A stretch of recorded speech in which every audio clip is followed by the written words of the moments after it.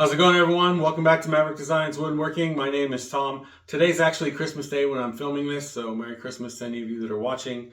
I wanted to get this out for the holidays fast as I could, and I was actually working on this till late last night.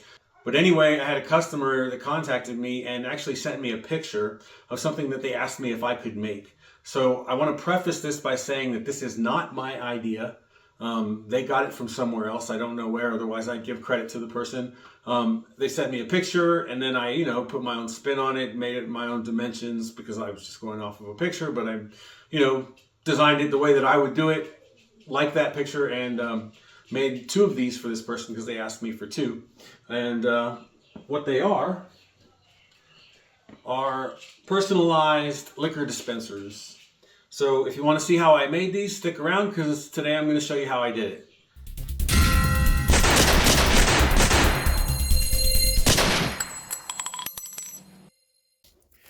I decided to make these out of red oak, and the boards I got varied slightly in how thick they were, so I started off by dragging out my DeWalt 735 and planing them down to the same thickness.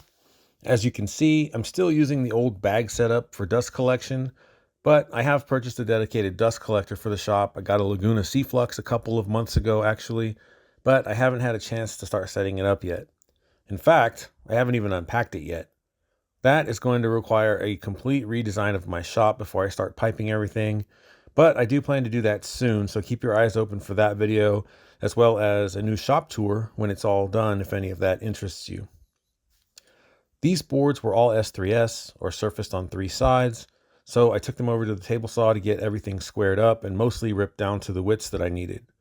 Once that was done, I took them over to the miter station to cut everything down to length, and then back to the table saw to rip a few of those shorter ones down to thinner pieces.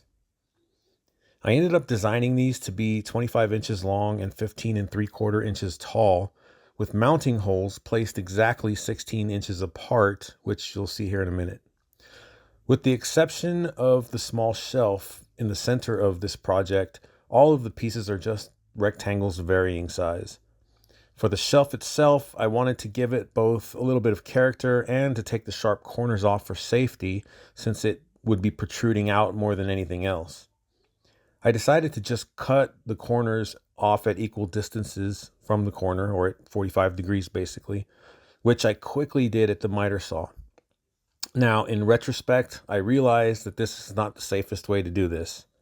I was just being lazy. It's not a good example to set, and I could have just omitted it from the video or reshot it, but I think it's more beneficial to show you what I did wrong so that you don't make the same mistakes. At the end of the day, you're going to do what's comfortable for you, but when I'm wrong, I'll tell you I'm wrong. I would encourage you to actually set your saw at 45 degrees and use the fence, or use some other method like a miter sled on the table saw if you have one. All right, once everything was cut to size, it was time for my absolute favorite woodworking task, the sanding. Because this wood was all S3S when I got it though, and then milled some more by me, it was in pretty good shape already, so I just smoothed it out real quick with some 220 grit.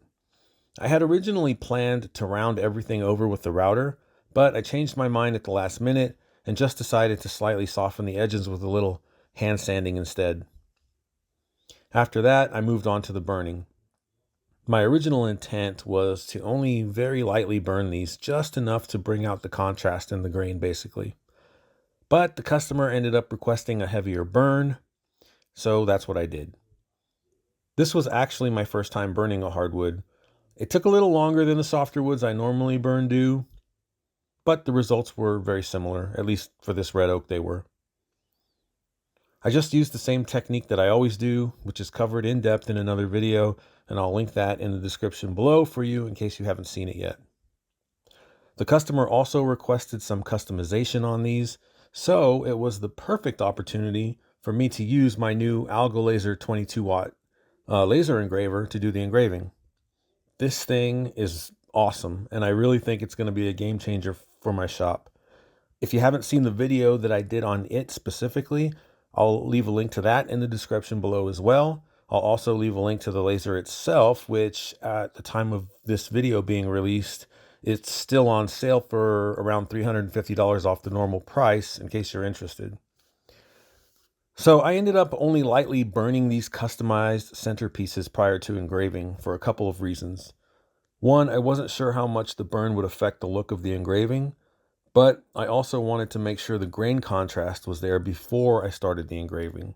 As it turns out, it worked out pretty well because going back and doing the extra burn after engraving ended up accentuating the engraving a little in a way that made it look even better, in my opinion.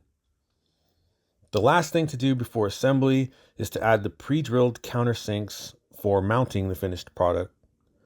Again, I specifically designed these racks for the mounting holes to be in a specific spot on the back supports between the face pieces and exactly 16 inches apart to line up with common wall stud spacing. To do this, I just marked the appropriate spots on the back supports and drilled them out using a countersink bit on my drill press, and they came out perfect on the finished product. I don't particularly like doing math, but luckily I'm pretty good at it. Just make sure that you measure, then check, then double, and even triple check your measurements prior to cutting or drilling. It only adds a couple of minutes to the project, and it can really save your bacon sometimes. Don't skip it. Next was the trickiest part of this build, the assembly. I ended up using my flag glue up jig, which, if you're a regular viewer of my channel, you've probably seen me use it on a few things other than flags, which is what I originally designed it for, but it works very well for just about any glue up that fits on it, as it turns out. In any case, I used the flag jig because it provided me with a squared corner to reference from. The way I decided to do it was to assemble it face down by first attaching the supports to the back of the centerpiece, which is oriented differently from the other pieces because of the shelf. That one stops even with the bottom of the lower support where the shelf attaches, whereas the others are all longer and extend down beyond the bottom support.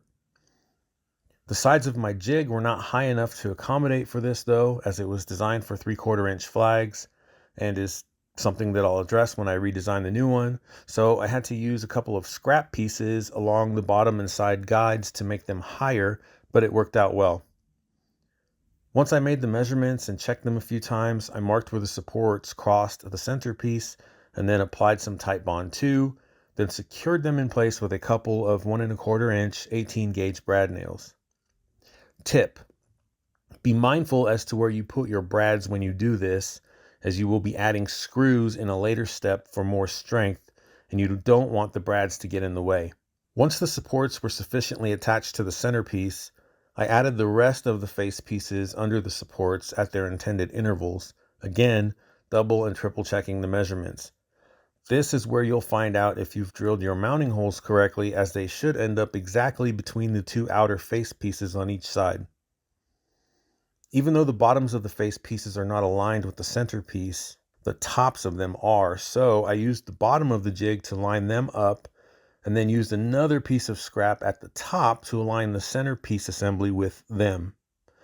Once I was happy with the placement of everything, I marked where the supports crossed the pieces and added some tick marks as visual references to make it easier to realign everything after adding the glue. Then I pulled off the centerpiece assembly, added the glue to the backs of the face pieces where the supports crossed them, reinstalled the center assembly, made sure it was all lined up appropriately, and then tacked it all together with some more brad nails. Again, plan the positions of your nails around where the screws will go. Next, I marked out where all my screws would go and used a countersink bit to pre-drill all the holes. Another pro tip for you is to make sure that you are using an appropriately sized bit to pre-drill your holes and that your countersink is deep enough, particularly in hardwood. The screws will just force their way pretty easily into softwood, even if the pre-drilled hole isn't quite big enough or the countersink isn't deep enough. Truth be told, I often use a smaller bit to pre-drill in softwoods intentionally to get a better bite on the screw, but this won't work with most hardwoods. If the pre-drilled hole is too tight, you're much more likely to either crack your wood or break your screws off in the wood when installing them. It has happened to me, and trust me, nothing will get your chonies in a bundle quite like having to scrap and remake something with expensive hardwood. Once the screws are all installed, the next step is to install the shelf piece. The easiest way I found to do this was to just stand it up on end. Like all the other pieces, I just marked where the brad should go, glued and tacked it into place, marked and pre-drilled for the screws, and then installed the screws. At this point, the main part of assembly is complete, and it's time to apply the finish. Like most things, I used lacquer, my usual go-to and finish of choice.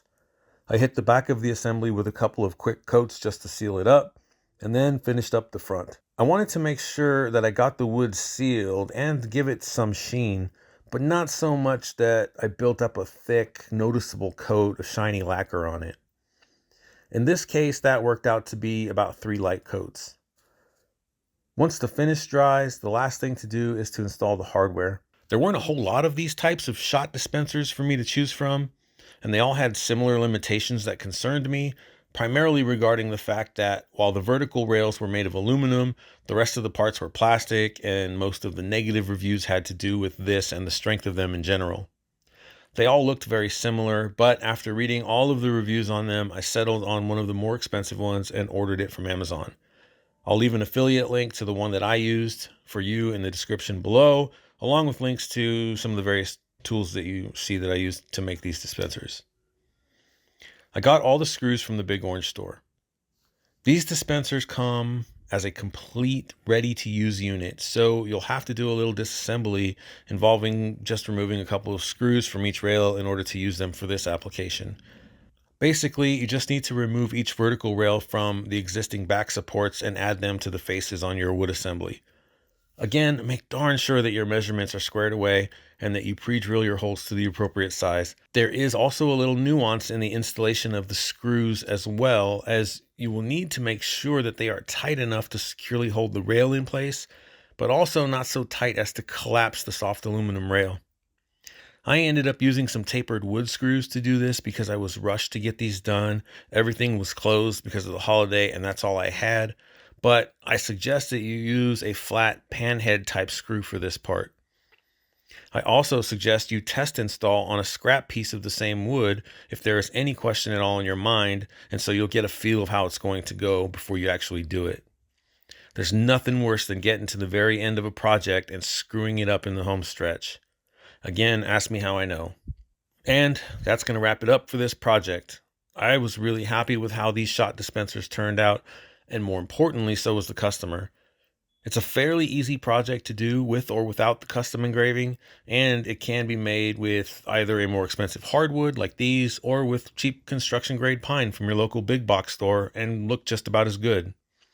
In any case, these would make a nice gift for the drinkers in your life, or just another addition to the things you make and sell as part of your woodworking business or side gig. Like I mentioned before, fully developed plans will hopefully be available for these soon, along with all of the other stuff that I mentioned. I'll release an announcement video on the channel when the website is up and running with all that stuff, so make sure you're subscribed if you want to know when that happens. And that's going to wrap it up for this video. Again, Merry Christmas to everyone. Thanks for watching. If you're so inclined, please leave a like, a comment, subscribe if you aren't subscribed already. There will be more content like this coming in the future. And as always, thanks for watching. Stay safe and happy woodworking. I'll see you next time.